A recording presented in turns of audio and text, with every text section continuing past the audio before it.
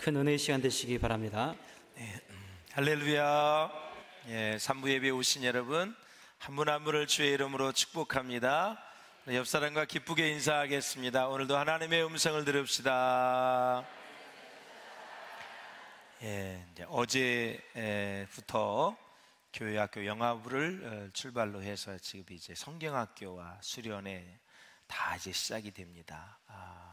많은 어린아이들, 학생, 청년들 성경학교와 수련회 잘 보내주시고, 이웃에 있는 사람들, 친구들 할 것 없이 이번 기회에 또 다 초청을 해서 하나님 나라를 경험하는 은혜가 있으시기를 주의 이름으로 축원합니다. 8월 12일은 또는 워터파크를 또 우리 교회에서 합니다.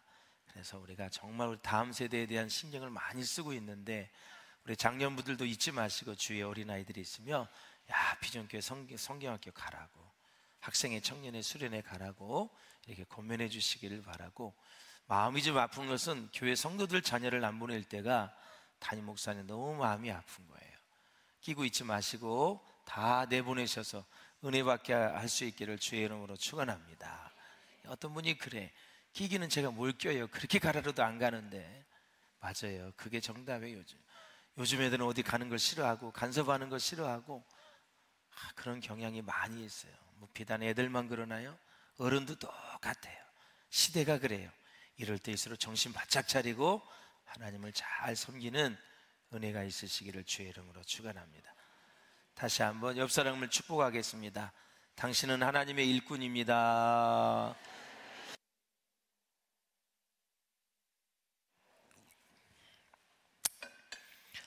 두란노에서 출간한 책이 있는데, 땅의 시간, 하늘의 시간이라는 책이 있어요.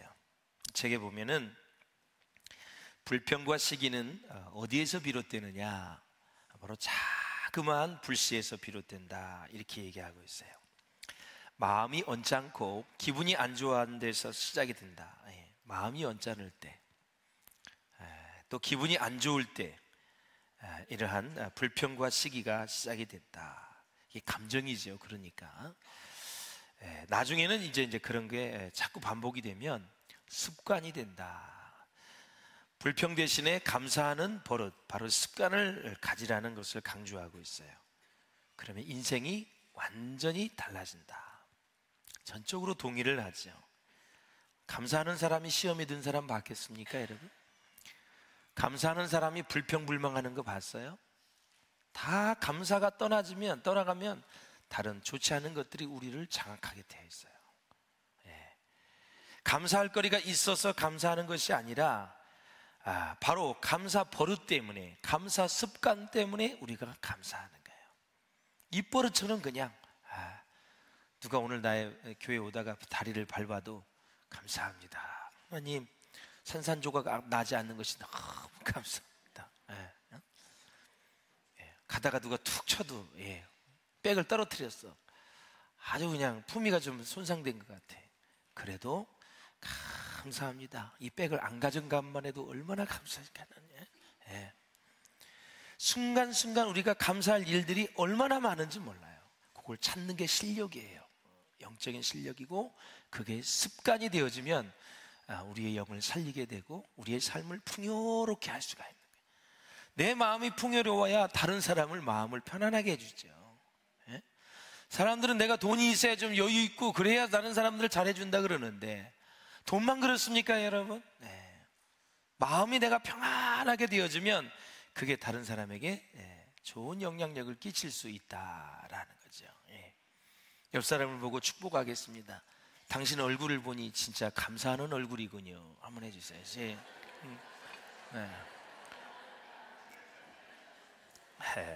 왜 웃을까, 이 대목에. 저자는 이런 말을 합니다. 자기는 젊은 날 불평 전문가였다, 그런 얘기를 해요. 불평 전문가. 한국의 직장인들을 말하면서 그저 윗사람만 보면 험담하는 게 취미생활이었다, 이렇게 얘기를 해요. 저도 직장 다닐 때 그런 일을 많이 한 것을 경험이 있어요. 같이 밥을 먹어도 불평하고, 회식을 해도 불평을 하고, 하루에도 불평할 것이 수천 가지라는 것입니다. 그러나 이 저자는 성경은 그런 태도를 가지고서는 악한 때를 이길 수 없다. 악한 시간에서 건진받을 수 없다. 이렇게 얘기합니다. 그래서 불평의 악순환에 휘말려서 인간의 시간을 살다가 끝이 나고 하늘의 시간을 살 수가 없다. 그런 얘기를 하는 거예요. 특히 악한 자들, 악행을 일삼는 사람들 때문에 속상해하지 말라 이렇게 권면합니다. 왜냐하면 그들은 결국 풀처럼 시들거나 배임을 당할 것이기 때문에 그렇다라는 거죠. 그러면서 직장에서 악한 사람을 만나면 괴롭다는 것이죠. 특히 직속 상사가 고약하면 그 괴로움은 이루 말할 수 없다라는 것이죠. 그래서 누군가에게 괴롭다고 하소연했다가는 또 어떤 불이익을 당할 수밖에 없기 때문에 그것도 스트레스다. 그러면 이럴 때는 어떻게 해야 되느냐? 저자는 이런 결론을 내립니다. 먼저 나를 다스리라. 다스리라. 불평이 새어나오는 입을 일단은 막어라. 말을 하지 말아라. 입이 맛있는 거 먹고 싶으면 침샘이 나오고 그냥 그런 것처럼 말하고 싶어가지고 그냥 성경에서는 말에 대해서는 엄청난 권면을 하고 있어요. 그렇게 상황이 어려울 때, 좋지 않을 때 나오는 뱉은 말은 다 내 스스로에게도 좋지 않고 다른 사람들에게도 상처가 된다. 말을 좀 줄여라 라는 거죠. 또 다른 사람이 잘 되는 것을 시기해서도 안 된다, 그런 말을 해요. 만일 악한 의도를 가진 직장 동료 때문에 내가 승진해서 자꾸 누락이 되어져도 성경은 불평하지 말고 하나님 의지하며 견뎌라 이렇게 말하고 있으니 동네방네 술 한잔 마시면서 다 얘기하지 말고 그냥 감사하면서 견뎌라 라는 거죠. 사람이 객관적을 판단을 할 때 저 사람이 승진해야 되는데 이상한 사람이 승진을 했어. 그걸 다 사람이 공감한다 이거죠. 그러면 사람들이 여러분을 위로하는데 위로를 받아야지 내가 또 다 얘기를 해가지고 저놈은 말이야 자격도 안 되고 점수도 안 좋은데 다 백 때문에 된 거야, 뭐 때문에 된 거야, 얼마나 많이 떠들어 다니면서 그렇게 하면 또 그것이 누구한테 들어가면 인사권자한테 또 들어가요. 그러면 건질 게 아무것도 없고 나중에는 그것을 빌미로 또 승진을 시키지 않습니다. 우리 직장 생활 해봐서 알잖아요. 술 먹고 한 얘기 다 들어갑니다. 말하면 안 돼요 여러분. 우리 둘끼만이야, 알았지? 한 잔 봐. 말하면 안 돼. 다음날 보면 다 알고 있어요. 이렇게 어리석은 게 우리 인간이에요. 좋은 말이면 괜찮아. 사랑하는 여러분, 눈에 보이지 않는 진실에 눈을 떠야만 인간의 시간을 벗어나서 하늘의 시간을 우리가 살 수 있다. 저자는 그렇게 얘기합니다. 하나님의 시간을 살지 않으면 시기하고 불평하는 소리가 터져 나올 수밖에 없고 우리는 정말 만족스러운 삶을 살 수가 없다. 그런 관점에서 믿음이 뭐냐? 믿음이란 믿음의 눈을 떠서 믿음의 관점을 가지고 믿음의 시간을 사는 것이다. 이렇게 정의할 수가 있어요. 믿음의 눈을 떠야 된다. 억울하고 속상한 일이 있으면은 직장에서도 나는 성실하게 일했는데 믿음으로 이제 바라보는 거죠. 저 상사는 나를 뭐 때문에 저렇게 인사고과를 안 주지? 나는 늘 내 장점만 생각하지만 내가 미처 생각하지 못했던 것들을 상사가 볼 수도 있고 다른 사람이 볼 수도 있고 괘씸죄에 걸렸을 때도 있고 여러 가지 일들이 있을 수가 있어요. 그러니까 우리는 매사에 하나하나 최선을 다하고 정성을 다해야 돼. 꼬투리를 주면 안 돼요. 빈틈을 주면 안 되는 거예요. 최선을 다해서 즐겁게 일해야 돼요. 즐겁게. 심는 대로 거두리라 말씀하셨잖아요. 무엇이든지 심는 그대로 거두게 돼 있단 말이죠. 그래서 악한 시대를 이기는 첫 번째 기준, 이 믿음을 놓치면 우리는 다시 인간의 시간으로 침몰되고 말고 바로 하나님의 하늘의 시간을 살 수가 없다. 여러분, 세상에 태어나서 할 일 없는 사람처럼 불쌍한 사람은 없습니다. 일이 많을 때는 왜 나에게만 일을 많이 시킨다고 하지만 할 일이 없는 사람처럼 불행한 사람은 없어요. 하나님은 우리에게 일을 선물로 주셨거든요. 그게 지나치니까 우리가 힘들고 자꾸 쉼을 갖기를 원하고 그러죠. 그런데 중요한 것은 그 일을 정말 하나님이 주신 것으로 생각하고 직업도 천직으로 생각하고 감사함으로 일하면 그렇게 그것이 우리를 얽어매지는 않습니다. 언제 지치느냐? 육신이 지칠 때 그게 반복이 되면 마음이 지치게 되고 영도 지치게 되는 거거든요. 이게 너무 하루에 서너 시간 자고 일을 한다든가 이것이 한 달, 두 달, 세 달, 6개월, 1년 이게 누적이 되어지면 인간의 몸은 망가지게 되어 있습니다. 인간의 몸은 창세기에 보면은 6일 동안 일하고 하루를 쉬라 그랬어요. 언제 일하느냐? 해가 뜬 이후부터 어두워지는 그 전까지. 그냥 계산해 보면 거의 8시간, 9시간 뭐 그 정도 되겠지요. 적게 일하는 사람들도 있고. 그런데 막 10몇 시간씩 일해버리고 막 쉬지도 않고 막 그러버리면 절대 몸은 오버해버리면, 지나치면 이건 절대 몸이 견뎌낼 수가 없어요. 그런데 거기다가 우리가 에덴 동산이 여기가 아니잖아요. 얼마나 우리를 스트레스 받게 하는 사람이 많이 있어요. 가까운 사람들 중에서도 또 중간시에 있는, 멀리에 있는, 그 다음에 사회 현상이, 내가 또 섬기고 있는 지도자들이, 이런 모든 주위의 환경들이 나에게 스트레스를 많이 주게 되면은 몸도 아프게 되잖아요. 오늘 그 풍뎅이 가다가 거기 건설회사 하나 있는데 거기 건설회가 이렇게 써놨더라고요. 위기가 보이면 위험이 사라지고 안전하게 된다. 그러니까 건설 현장에서 위험이 보여야 되는 거예요. 어떤 게 위험인가? 그게 보이기 시작할 때 다 안전하게 일할 수 있는 거죠. 영적인 상태도, 우리의 심령도 언젠가 위기인가가 이게 보여야 되는 거죠. 내 스스로. 내 신앙생활은 지금 위기인지 평안인지 아니면 막 진보하고 있고 성장하고 성숙하고 있는지 이게 보여야 된다는 거죠. 내 사업도 지금 앞으로 1년, 2년, 3년, 4년은 괜찮지만 앞으로 5년, 10년은 어떻게 될까?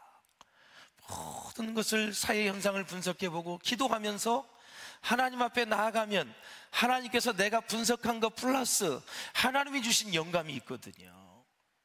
지혜가 있거든요. 하나님의 아이디어가 있거든요. 그래서 이 사업을 가고 또 직장을 다니는 모든 분들은 계속 기도하면서 하나님의 아이디어와 지혜를 구하셔야 돼요.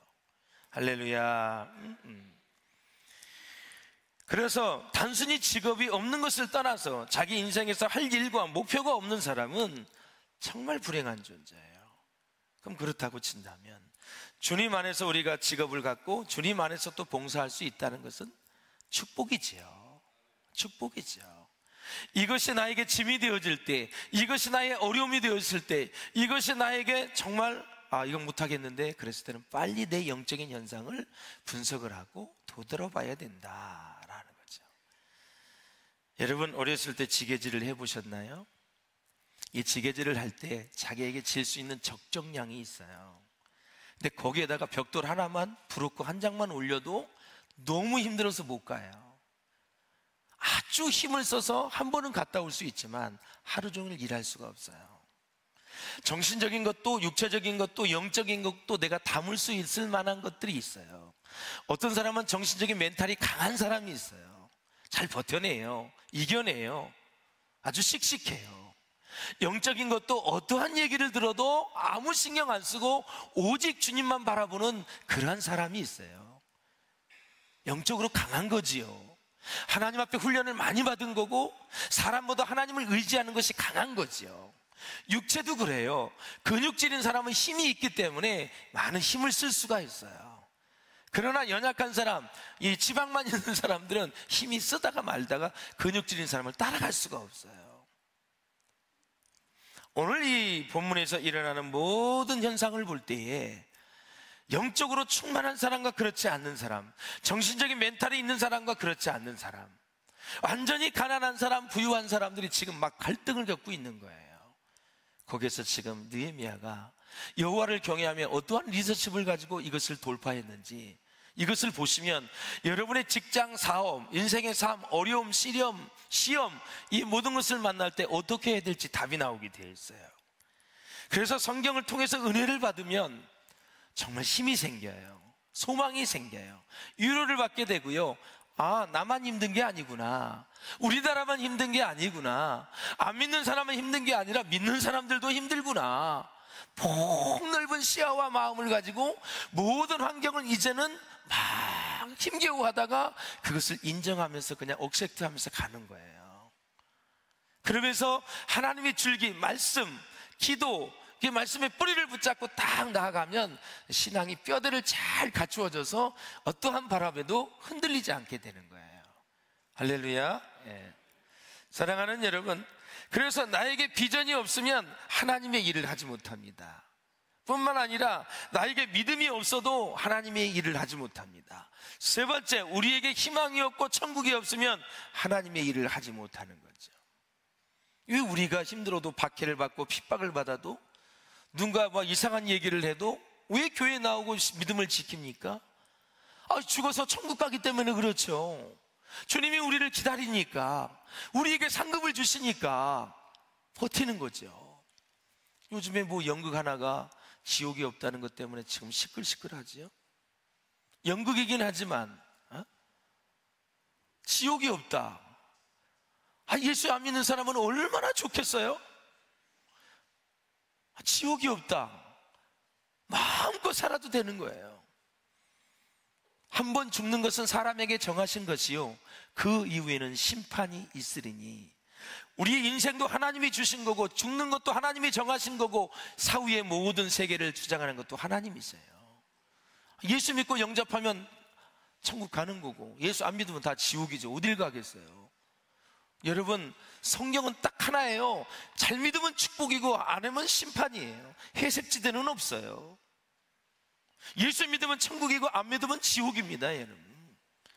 그러니까 여러분, 제가 다시 태어나도 이 목회의 길을 간다는 것은 이렇게 힘든 일을 많이 만나도 정말 하나님의 말씀이 최고의 영광이고, 그분을 위해서 사는 것이 최고의 축복이고, 그분을 위해서 죽는 것이 이 세상의 그 어느 것과 비교할 수가 없는 거예요. 왜? 사람은 죽기 때문에. 죽으면 사후의 세계가 있어요. 천국이 있어요, 여러분. 그 나라가서 하나님과 영원히 살 것을 지금 꿈을 꾸니까 힘들고 어려워도 참고 가는 것이죠. 그렇잖아요. 집안에서도 핍박을 받아도 그렇잖아요. 너 교회 나가면 죽어? 그래도 몰래 나오잖아요. 예? 그러면서 이제 하나씩 가정을 복음화시키고 그러잖아요. 참 남성들이 이상해. 부인이 그냥 교회 다니고 새벽기도 가지고 그러면 막 싫어하다가도 어느 날 갑자기 안 갔대. 그냥 발로 툭툭 치더래요. 왜 안 가냐고. 기도에서 자기가 안전하고 복 받는 건 알고 있는 거야. 쓸데없이 자존심을 부리고 그러는 거지. 그냥 다 내려놓고 하나님 앞에 나오면 얼마나 좋을까요, 여러분? 오늘 본문에 보면 느헤미야는 믿음과 비전이 확실했습니다. 그러니까 무너진 성벽을 열심히 쌓지요. 이 산발라, 도비야, 동지하는 사마리아 세력들, 아라비아 사람들, 암몬 사람들, 아스돗 사람들, 이 블레셋 사람들이잖아요. 계속해서 공격하고 방해를 했습니다. 여러분, 인생을 살다 보면 인생의 짐이 늘 무겁게 느껴지는 것이 사실입니다. 인생에서 어려움이 없이 사는 사람은 단 한 사람도 없어요. 그런데 여러분, 믿음이 있으면 어떻게 돼요? 어려움이 어려움으로 다가오지 않고 우리는 다시 한번 믿음으로 도약하는 시간들이 되어질 줄로 믿습니다. 어려움이 주저앉지 마시고요, 그 어려움이 어려움으로 다가오지 않습니다. 그래, 올 것이 왔다, 한번 해보자. 믿음으로 딱 주를 바라보고 말씀을 생각하고 성경에 있는 이야기, 말씀들을 다 동원을 해서 하나님, 이 상황을 해석할 수 있도록 도와주시고, 그리고 어떻게 적용할 수 있을지 주님 역사하여 주옵소서. 참으라면 참겠습니다. 인내하라면 인내하겠습니다. 공격하라면 공격하겠습니다. 기도하라면 기도하겠습니다. 용서하라면 용서하겠습니다. 사랑하라면 사랑하겠습니다. 그냥 가만히 있으라면 가만히 있겠습니다. 성령에서 답을 찾고 그것을 가지고 하루하루 살아가는 훈련이 돼야죠. 그냥 예배만 드리지 말고 그냥 어떤 상황이 와도 말씀을 생각하고 성령의 음성을 듣고 아버지의 지시하심과 다스림을 받을 수 있는 저와 여러분 될 수 있기를 주의 이름으로 축원합니다. 할렐루야. 그래서 우리가 인생의 고난과 피곤함과 외로움을 이길 수 있는 유일한 방법, 바로 믿음뿐이다 라는 거죠. 느헤미야는 힘이 들 때 뭐를 했어요? 꼭 기도를 했어요. 13장까지 쭉 가보면 다 기도를 했어요. 그러므로 여러분, 외롭고 힘들고 슬프고 억울하면 하나님 앞에 무릎을 꿇고 기도할 수 있기를 주의 이름으로 축원을 드립니다. 오늘 본문에 보면 성벽 건축 공사가 또 다른 이제 장애물을 직면하게 되는데, 그동안은 예부적인 어려움이었었어요. 이제는 내부적인 것으로 이제 어려움을 겪는데 우리 백성들 사이에 분열이 일어납니다. 분열이. 자, 1절을 한번 읽어보겠습니다. 시작. 그때에 백성들이 그들의 아내와 함께 크게 부르짖어 그들의 형제인 유다 사람들을 원망하는데, 드디어 원망이 나왔어요. 원망. 가족은 많은데 양식이 없어요. 경작할 땅은 있어도 흉년으로 곡식이 없는 사람들과 세금 때문에 빚을 진 사람들이 불평하기 시작하고 원망하기 시작을 했다. 힘은 합해도 어려운데 이제는 막 이 사람 유대인들이 유대인을 원망하고 사마리아 이방인들이 막 지도자들이 원망하고 막 공격을 하고 죽이려고 그래요. 땅과 자녀를 팔아서 빚과 생활고를 해결하려 했지만 쉽지 않는 것입니다. 왜? 높은 이자 때문에 그랬습니다. 지금 우리가 겪는 이 이자는 아무것도 아니에요. 이따가 이 말씀을 드릴 거예요. 이 원망을 쏟아낸 사람들 중에는 빚을 내어서 밭과 포도원에 대한 세금을 왕에게 바친 사람들도 있었어요. 이렇게 빚을 내서 과도한 세금을 바쳤지만 빚을 갚을 길이 없어서 토지를 빼앗길 상황에 이른 거죠. 게다가 딸들이 종으로 팔려갑니다. 성적인 착취를 당합니다. 토지를 빼앗은 자들이 바로 누구였느냐? 자기의 동족 유대인들이었습니다. 이때 느헤미야가 절박한 심정으로 이제 크게 분노하고 있죠. 그래서 대책을 강구합니다. 귀족들과 민장들을 꾸짖습니다. 지도자를 꾸짖는 거예요. 시작. 깊이 생각하고 귀족들과 민장들을 꾸짖어 그들에게 이르기를 너희가 각기 형제에게 높은 이자를 취하는도다 하고 대회를 열고 그들을 쳐서. 그들은 빚과 관련한 이 율법을 무시하고 권력이나 부를 이용해서 고리도금업을 했습니다. 처음에 이들은 율법과 관련한 느헤미야의 책망에 반응하지 않았어요. 수긍 안 하지 않았어요. 듣지를 않았어요. 그래서 느헤미야는 어떻게 했느냐? 모든 백성을 다 모았어요. 그리고 나서 이들을 공개적으로 책망을 합니다. 어느 지파 누구 일어나세요. 당신 지금 고리도금하고 있죠? 하면서 전부 많은 사람들이 있는 데서 그렇게 면박을 줬어요. 여러분들 한 사람씩 일어나가지고 당신 그거 잘못했지, 여기서 이랬을 때 여러분 신앙생활 할 수 있겠어요? 비전교회 계속 나올 수 있겠어요? 교회 생활 계속 할 수 있겠어요? 지금 대한민국의 국민은 인권이 하늘같이 높아 있고 조금만 얘기해도 완전히 감정이 상할 수 있는 그런 상황까지 와 있어요. 이럴 때는 신앙생활에 그렇게 도움이 되지 않아요. 여러분 성경을 깊이 보고 영적인 세계를 깊이 보면은 가난하고 힘들고 의지할 것 없을 때, 내 손에 쥔 것이 아무것도 없을 때, 그때가 하나님을 섬기기에 가장 좋은 때. 광야에서는 이스라엘 백성들이 아무것도 없었습니다. 그래서 먹여주고 입혀주고 신발까지 다 사줬어요. 하나님이 다 신게 하셨어요. 근데 가나안 땅으로 넘어왔어요. 젖과 꿀이는 땅이에요. 농사를 지어서 농산물이 너무너무 많아요. 그때부터 1년이 지나자 그들은 하나님을 배반했어요. 이것이 인간입니다. 인간이에요. 우리는 이렇게 가난한 시대 40년, 50년, 60년 대도부터를 지나서 지금 최고의 시대를 맞고 있고, 이대로 잘 가면 조금은 있다가 4가지 업종이 성장하면 7만 달러에 이르러서 전 세계 1위를 할 수 있다는 게 지금 우리 경제학자들이 하는 얘기예요. 그렇게 갔을 때도 여러분 예수 잘 믿을 거지요? 소리가 이런 것 좀 봐라.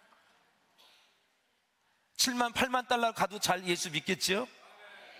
잘 믿어요. 변하면 안 돼. 세상에 나에게 붙여지는 소유구는 나에게 있는 건 아무것도 아닌 거예요. 죽으면 돈 10원도 가져갈 수가 없는 게 인생이에요. 그러니까 정말 여러분 속지 마세요. 세상에 진리의 말씀 예수 그리스도, 날 사랑하신 예수님, 죽기까지 사랑하셔서 독생자 예수 그리스도를 십자가에 달게 하시고 물과 피를 다 흘려서 우리의 영혼을 사신 예수님, 그 은혜만 생각할 수 있기를 바랍니다. 그리고 우리의 소유를 다스리셔야 돼요. 할렐루야. 소유가 부각되면 안 되는 거예요. 거꾸로 사는 인생이에요. 사랑하는 여러분, 그래서 느헤미야는 귀족들과 모든 지도자를 해가지고 너희가 이방인들에게 돈을 구워주면 이자를 받는다 할지라도 동족에게 구워줄 때는 받지 말라는 신명기 말씀이 있어요. 그것을 너희들이 어겼다. 그것도 유분수지. 너무나 많은 이자를 그들이 받는 거예요. 그러면서 만약에 너희들이 내 말을 듣지 않고 실천하지 않으면 너희 집과 산업에서 하나님이 다 털어버린다. 빈털터리가 되게 하신다. 엄청나게 강력하게 얘기를 하는 거죠. 예. 그래서 백성들이 다 아멘하고 여호와를 찬송하고 백성들이 그 말한 대로 행하였다고 오늘 13절에 말씀하고 있어요. 사랑하는 여러분, 위기는 밖에서도 오지만 안에서도 일어납니다. 때로는 내부의 분열이 더 치명적일 때도 있습니다. 유다 공동체 안에서 일어난 이 불만의 주된 원인은 빈곤과 불평등이었다. 너무너무 가난하면 그 아무것도 먹을 것도 없는데 성벽을 와서 싸우라고 하니, 또 남편들은 다 직장에 못 나가고 성벽을 싸우러 가니, 당시의 상황은 기근이 들렸어요, 흉년이 왔어요, 이러니 얼마나 힘들겠어요. 그 상황에서 성벽을 쌓고 하는 거예요. 거기다가 고리대공업자가 생겼어요. 딸들을 데려가서 성적인 착취를 해요. 노예를 만들어요. 이런 상황인데도 느헤미야는 하나님이 주신 비전, 성벽을 건축하자, 재건하자, 그렇게 얘기를 하는 거죠. 얼마나 힘들었을까 생각 안 해도 짐작이 됩니다. 여러분, 초기 기독교 공동체 사도행전 보십시오. 헬라파 과부들이 여러분 소외가 됐어요. 그러니까 그들이 들고 일어났어요. 아주 두 쪽이 났어요. 지금 느헤미야 시대나 지금 사도행전이나 지금이나 다 들어가 보면 물질과 관련되어 있는 것들이 거의 대부분인 것을 우리가 알 수가 있어요. 느헤미야는 이 문제가 공동체의 붕괴로 이어지지 않기 위해서 백성을 모아놓고 훈계를 했는데, 그래도 지도자들이 그때 그 말을 듣고 돌이켰다라는 사실이죠. 참, 그래서 하나님의 은혜의 역사는 왜 이렇게 이루어지면 행복하지만 말할 때가 너무너무 힘든 거예요. 느헤미야의 내 심정을 이해해요. 이렇게 가난하고 기근이 들리고 남편들은 다 생활비가 다 갖다 주지도 않았고 힘든데 계속해서 이 52일 만에 성벽을 건축을 하고 있으니 얼마나 갈등이 많았을까. 그래서 원망불평이 나왔는데, 총독들이 여러분 은 40세겔을 바치라는 거예요. 은 40세겔이 얼마냐면 여러분, 은 한 세겔이 4일치 일을 해야 돼. 4일치. 그러면 40세겔을 내면 4, 46이면 160일이야 30으로 하면 5개월이 넘어요. 그러니까 내 연봉의 거의 반을 세금으로 내야 돼. 그런 상황에서 여러분 일을 하려면 내 연봉이 5천이면 2,500을 세금을 내야 되는 거예요. 1억이면 5천만 원을 내야 되고요. 이러니 총독들이 그렇게 착취를 하고 그랬으니 느헤미야가 화가 난 거예요. 그래서 부른 거예요. 너희는 이렇게 했다간 반드시 하나님이 너희를 빈털터리, 빈손으로 만들 것이다. 강력하게 선포를 했더니 그들이 느헤미야의 말을 듣고 하나님의 말씀으로 듣고 다시 돌이켜서 성벽을 쌓는데 하나가 되어졌다라는 거죠. 자, 15절을 한번 읽어보겠습니다. 15절 시작. 나보다 먼저 있었던 총독들은 백성에게서 양식과 포도주와 또 은 40세겔을 그들에게서 빼앗았고, 또한 그들의 종자들도 백성을 압제하였으니 나는 하나님을 경외함으로 이같이 행하지 아니하고. 하나님을 경외해서 그렇게 하지 않았다. 그러면 하나님을 경외한다는 것은 무엇을 의미할까? 흠없는 제물을 드리는 거 역시 하나님을 경외하는 거죠. 11조와 절기를 지키는 거 역시 하나님을 경외하는 것입니다. 여기에서는 하나님을 경외하는 자는 뭐냐? 하나님이 항상 여기 계시다는 것을 인식하며 사는 것이 하나님을 경외하는 거다. 지금 이 성벽을 쌓는 현장에 하나님이 함께 계시다. 지금 먹고 살기는 어렵고 생활비도 없고, 그리고 고리대금업자에 의해서 우리가 이렇게 착취를 당하고 우리의 딸들이 다 노예로 팔려나간다 할지라도 하나님이 주신 이 비전을 우리가 함께 가자 이거죠. 성벽을 재건하자. 그러면 사람들이 그럴 거예요. 그건 나중에 해도 되는데 농사부터 지읍시다. 먹을 게 없는데 밭농사, 논농사부터 합시다. 얼마든지 그렇게 할 수 있는데도 불구하고 하나님의 일을 우선하는 느헤미야의 말을 따라서 그들이 먼저 했을 때 나중에는 다 하나님께서 평안하고 승리하도록 인도해 주시는 것을 볼 수가 있어요. 그렇다면 하나님을 경외하는 자는 두 번째, 하나님이 좋아하는 것을 좋아하고 하나님이 싫어하는 것은 하지 않는 것이 하나님을 경외하는 것이다. 할렐루야. 맞습니다, 여러분. 자, 그러면 정리를 하자면 처음에 이제 느헤미야가 성벽 재건을 하자 그랬어요. 이것이 이제 어디로 이어지냐면 각종 지금까지 제가 말씀드렸던 부조리한 공정한 사회를 만드는 개혁을 했어요. 그렇죠? 성벽을 재건하다 보니까 그게 싹 보이기 시작을 했어요. 그리고 나서 종교개혁은 뭐냐? 하나님을 떠나 있었던 사람들, 하나님을 멀리한 사람들, 그리고 하나님을 믿다가 우상을 숭배하는 사람들, 그런 사람들이 다시 돌아오도록 하는 거. 그래서 비단 성벽 재건이 돌을 쌓는 것이 아니라 공정한 사회를 이루고, 그리고 가난한 자를 소중히 여기고 그들을 돌보고, 그리고 이 부유한 자들이 착취를 하지 않고 공정하고 정의로운 사회를 만드는데 아주 결정적인 역할을 했고, 이것은 나중에 종교개혁까지 일어나서 하나님의 백성들이 다시 하나님 앞에 돌아오는데 어마어마한 좋은 역할을 했다라는 사실입니다. 어떤 일이든 하나님이 기뻐하시는 일에는 이런 단계를 거치게 되어 있습니다. 그러므로 사랑하는 여러분, 신명기 한번 23장 20절을 한번 읽어보세요. 시작. 타국인에게 내가 구워주면 이자를 받아도 되거니와 내 형제에게 구워주거든 이자를 받지 말라. 그리하면 네 하나님 여호와께서 네가 들어가서 차지할 땅에서 네 손으로 하는 범사에 복을 내리시리라. 이렇게 좀 어려울 때는 세를 받는 우리 성도들이 있다면 조금씩 세도 이렇게 50만 원씩 받았다면 10만 원이나 20만 원이나 조금 깎아주면서 서로 아픔을 공유하는 게 중요하고, 전세가 2억이었다면 한 1억 5천이나 뭐 1억 8천이나 해서 나는 그래도 먹고 살 수 있잖아. 어려운 사람들을 덜 해줄 수 있는 그런 마음. 제가 부천에서 전도사 때 얘기했잖아요. 전세로 들어갔는데 교회가 뭐 건축을 한다 그래서 우리 안집 주인한테 300만 원만 어떻게 전세를 깎아줄 수 있겠냐. 그래서 그것을 깎아줬는데 제가 이제 건축원금을 드렸어요. 한 25년 전인가. 근데 그 깎아준 분이 누군지 아세요? 김연 바로 형님이에요. 형님. 세상에 나는 여기 와서 알아서, 내가 비전교회 와서 담임 목사로 부임을 했는데 제가 와서 그 얘기를 했더니 추적을 해보니까 김연 그쪽하고 바로 형님이야, 형님. 야, 그래서 만약에 그때 나한테 싸대기를 때리면서 막 안 깎아줘 돈 더 내 이놈아 그랬으면, 아이고, 세상이 이렇게 좁은 거예요. 돌예배를 갔어요. 돌예배를 갔는데 어떻게 그 얘기가 나왔어. 근데 그분이 진짜 그때 300만 원을 그렇게 해줘가지고 다 하나님 앞에 드려서, 우리 담임 목사님 너는 파트 전도사인데 돈이 어디서 났냐고 그러더라고요. 하나님 사랑하는 마음으로 전세를 깎아서 어떻게 드리고 싶은데, 이 얘기를 했더니 다들 안 해주는데 이렇게 해줬다고 했더니 너무너무 좋아하시면서 저에게 안수기도 축복 기도를, 하나님 큰 목회하시고 하나님 승리하게 하시고 우리 목사님 전사님 목회하는 데는 수많은 부자들이 모이게 하시고 그렇게 야, 300만 원 가지고 그 목사님 아주 대단하네. 그렇게 고맙고 감사했나 봐요.